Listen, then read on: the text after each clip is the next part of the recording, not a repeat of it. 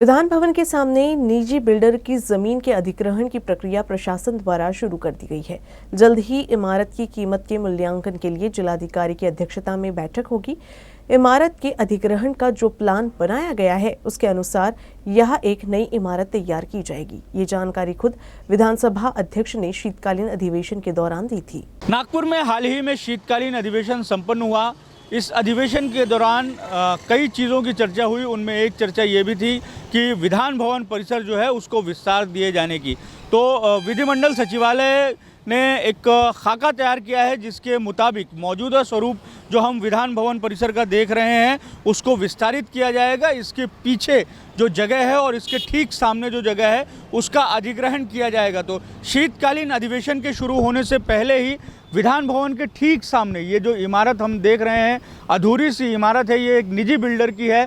इसके अधिग्रहण का प्रयास काफ़ी समय से चल रहा है, लेकिन विधान सभा के जो मौजूदा अध्यक्ष हैं राहुल नार्वेकर, उन्होंने शीतकालीन अधिवेशन के पहले इस अधिग्रहण को लेकर, इस ज़मीन को विधान भवन में समाहित किए जाने को लेकर काफ़ी दिलचस्पी दिखाई। और पत्रकारों से जो उनकी चर्चा हुई उसमें जो कुछ उन्होंने बताया कि विधान भवन सचिवालय जो है उसने जो जिलाधिकारी है उसको निवेदन दिया है कि जल्दी से जल्द ये जो इमारत है इसके अधिग्रहण की कार्यवाही को पूरा किया जाए।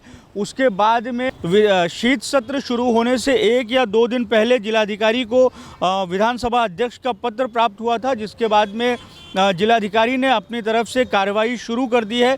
जो एसडीएम है रेवेन्यू, जिलाधिकारी ने उन्हें ये जिम्मेदारी सौंपी है। सबसे पहले इस प्रॉपर्टी के वैल्यू का असेसमेंट किया जाएगा और इस असेसमेंट के बाद में ये इमारत, ये ज़मीन, ये संपत्ति जिस बिल्डर की है एन कुमार, उनको एक प्रपोज़ल दिया जाएगा। जो हमें जानकारी मिली है उसके मुताबिक ये प्रक्रिया आने वाले 1-2 महीने में पूरी हो जाएगी और विधान भवन के भीतर से ही एक अंदरूनी जो मार्ग है वो निकाला जाएगा और इस इमारत के साथ में जोड़ा जाएगा।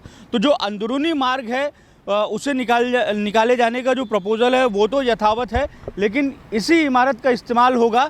इसकी संभावनाओं को विधानसभा अध्यक्ष ने खारिज कर दिया है और उन्होंने ये बताया है कि इस इमारत को अधिग्रहित करने के बाद में इसे गिराया जाएगा और यहाँ पर एक नई आधुनिक इमारत खड़ी की जाएगी जो मिनी मंत्रालय के तर्ज पर काम करेगी, जिसका इस्तेमाल न केवल अधिवेशन के दौरान होगा बल्कि वर्ष भर चलता रहेगा। तो इस तरीके से जो विधान भवन का परिसर है उसको विस्तार दिए जाने का जो काम है वो शुरू है। न केवल इस इमारत का अधिग्रहण प्रस्तावित है बल्कि इसके पीछे जो शासकीय ग्रंथालय है उसकी भी ज़मीन विधान भवन अधिग्रहित करना चाहता है, ताकि विधान भवन परिसर का जो स्वरूप है उसको और ज़्यादा बेहतर बनाया जा सके और ज़्यादा सुविधा युक्त बनाया जा सके। कैमरामैन लोकेश मोहिते के साथ दिव्येश द्विवेदी, यूसीएन न्यूज़, नागपुर।